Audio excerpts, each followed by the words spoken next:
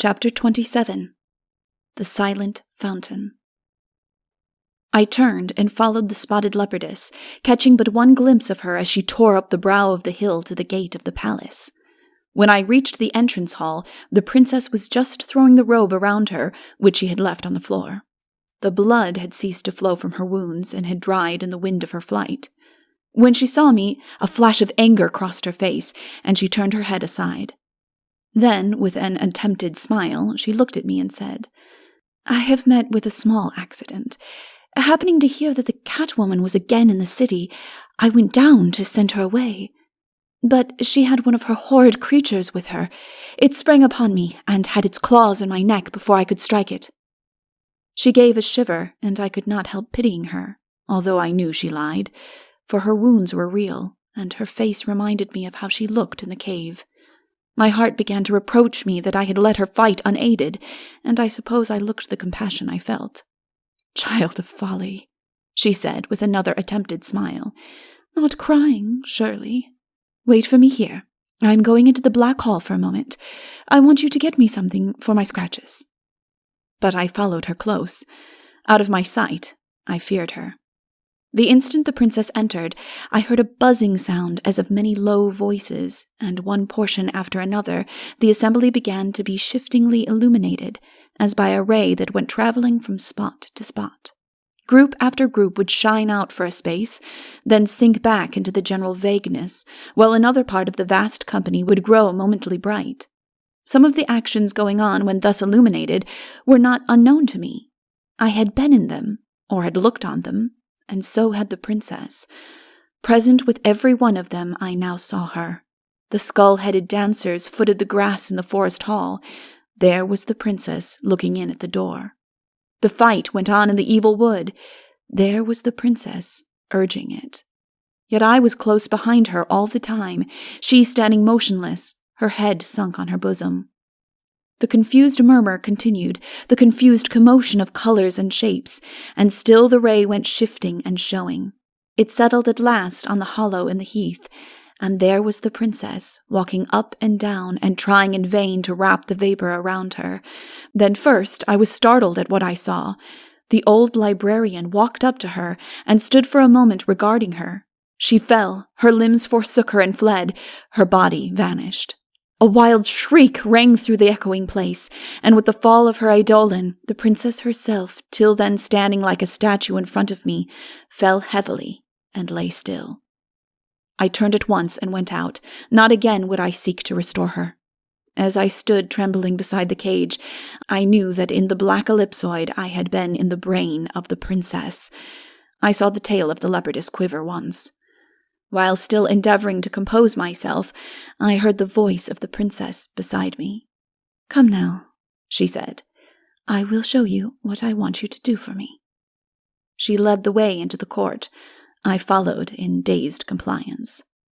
The moon was near the zenith, and her present silver seemed brighter than the gold of the absent sun. She brought me through the trees to the tallest of them, the one in the center.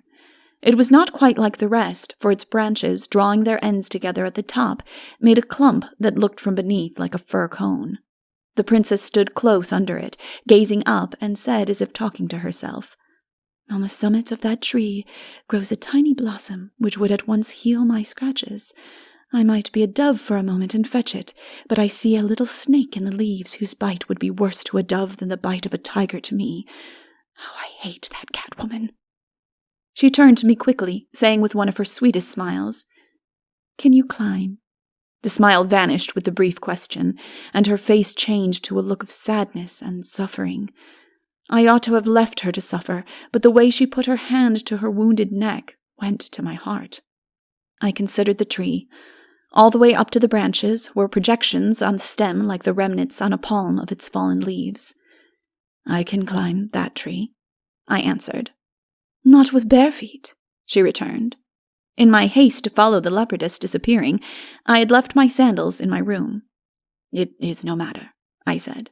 "I have long gone barefoot." Again I looked at the tree, and my eyes went wandering up the stem until my sight lost itself in the branches. The moon shone like silvery foam here and there on the rugged bole, and a little rush of wind went through the top with a murmurous sound as of water falling softly into water. I approached the tree to begin my ascent of it. The princess stopped me. "I cannot let you attempt it with your feet bare," she insisted. "A fall from the top would kill you." "So would a bite from the snake," I answered, not believing, I confess, that there was any snake. "It would not hurt you," she replied. "Wait a moment." She tore from her garment the 2 wide borders that met in front, and kneeling on one knee, made me put first my left foot, then my right on the other, and bound them about with the thick embroidered strips. "You have left the ends hanging, princess," I said. "I have nothing to cut them off with, but they are not long enough to get entangled," she replied. I turned to the tree and began to climb. Now in Bulika, the cold after sundown was not so great as in certain other parts of the country, especially about the sexton's cottage. Yet when I had climbed a little way, I began to feel very cold, grew still colder as I ascended, and became coldest of all when I got among the branches. Then I shivered and seemed to have lost my hands and feet. There was hardly any wind, and the branches did not sway in the least, yet as I approached the summit, I became aware of a peculiar unsteadiness. Every branch on which I placed foot or laid hold seemed on the point of giving way. When my head rose above the branches near the top, and in the open moonlight I began to look about for the blossom, that instant I found myself drenched from head to foot. The next, as if plunged in a stormy water, I was flung about wildly and felt myself sinking. Tossed up and down, tossed this way and tossed that way, rolled over and over, checked, rolled the other way and tossed up again, I was sinking lower and lower. Gasping and gurgling and choking, I fell at last upon a solid bottom. "I told you so," croaked a voice in my ear.